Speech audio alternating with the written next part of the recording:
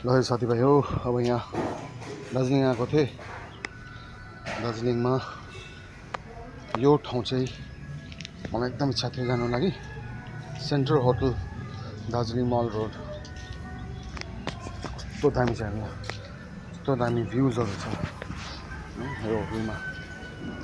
Coffee खानु आएँ, बसेँ, साथीभाइ थियो, भेट्यो, साथीभाइहरूसँग गफसफ गऱ्यौँ। दामी भ्यू छ यहाँबाट है। यो सेन्ट्रल होटल दार्जिलिङ मल रोडमा छ है। यो चाहिँ तपाईँहरू आउनुहुन्छ भने आउनुहोस्। टुरिस्टहरूको लागि एकदम राम्रो हो है। सर्भिसहरू पनि राम्रो छ, एकदमै भनौँ भने हस्पिटालिटी एकदमै राम्रो छ, सर्भिसहरू एकदमै राम्रो छ। कस्तो क्लिन छ यहाँ, क्लिन एन्ड हाइजिन।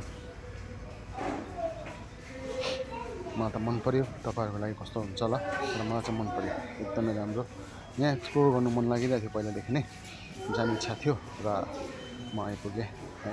यहाँ यसरी राजा महाराजाको त्यो हुन्छ नि, अलादिनको चिराग जस्तो पनि छ।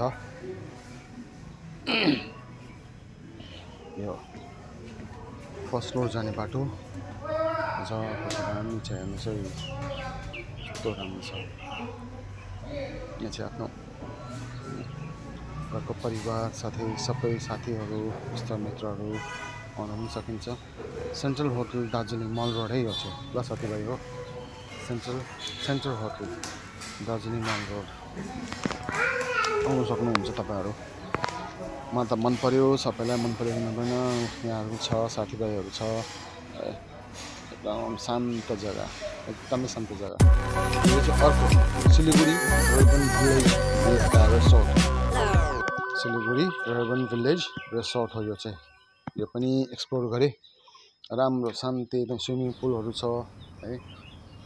शान्ति एकदम पिस। मान्छेलाई त पिसै चाहिन्छ नि, त्यो हल्ला हल्ला मजा आउँदैन। हल्ला हल्लामा चाहिँ अब के हुन्छ भने दिमागै भङ्ग हुन्छ है।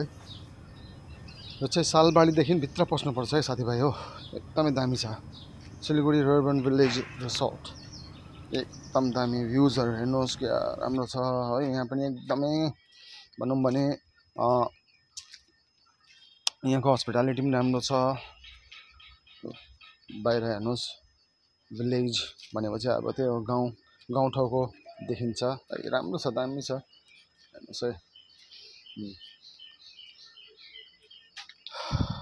बाहिरको नजारा हेर्नुहोस्, बाहिरको दृश्य, हरियाली दृश्य। यो चाहिँ रिजोर्ट है, सिलिगुडी